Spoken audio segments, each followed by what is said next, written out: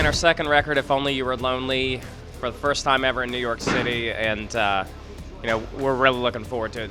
This tour has been a great blast from the past for us and for our fans, and I say this every night, but some of these songs we've never played live before this tour because we were supporting other albums or doing shortened support slots, so we never got a chance for them. So this is the night that everybody gets to hear every single song on this record. We try to keep it pretty true to form. We've sped a couple up. We like the energy of a faster song live. The slowest song on the record is called Decembers. It's the album closer. Please slow down, girl. We're moving way too fast. We've added a couple tricks and stuff to that in the arrangement to kind of make it not such a slow, depressing song. We've tried to pick up the energy a little bit in that song, but for the most part, we want to play it how the fans have heard it for years, as much as possible. I'm a big fan of having to do things in sequence. Sometimes bands will do a 10-year anniversary tour, but they will kind of change the order because all their singles were front-loaded on the album, but we didn't do anything like that. We're playing it as it is because to me it's more special because you're used to hearing the album that way. It didn't matter when the popular song came out or whatever. That's so inconsequential to me. It's about that time that you put your headphones on first, played it from start to finish, and understood the album. Being on tour with people and have met, years ago, it definitely makes it easier. Because, when you get older, you get kind of set in your ways. You kind of expect certain things. Not that we're not open to new people or new ideas, but that takes one element of awkwardness, that you don't have to deal with. At the beginning of the tour, meeting new people, it's the first day of a new job or the first day of summer camp or something like that. First day of junior high.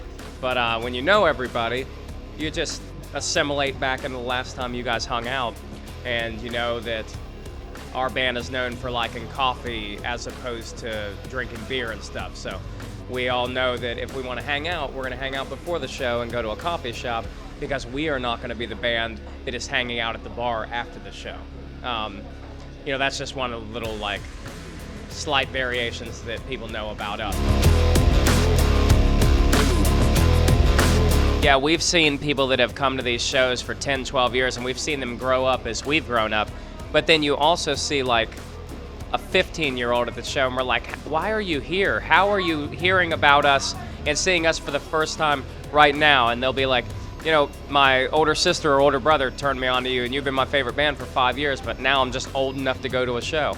And then, you just see people bringing friends. You see a lot of people come out of the woodwork, too. They, not everybody goes to shows as much as they did when they were younger, whether they have a job or a family or anything like that. It's just not the priority like it used to be. You see them coming out to this show, kind of coming out of the woodwork and getting back and being young again, and it's a great night.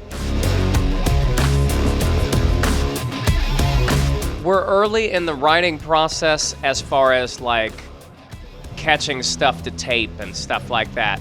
But we're pretty deep in the idea process, pretty deep in the themes and stuff, and I've been writing a lot of lyrics, so I kind of know the directions that I'm thinking.